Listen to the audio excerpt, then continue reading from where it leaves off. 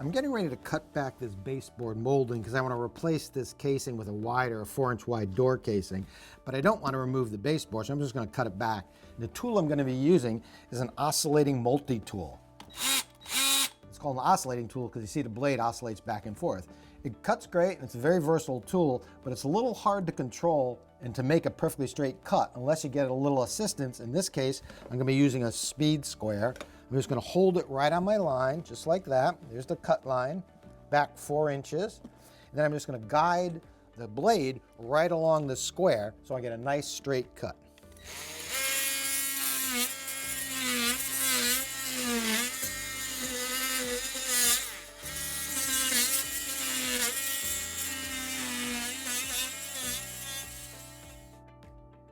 Now you can see I have a nice clean cut and I'm ready for the new casing.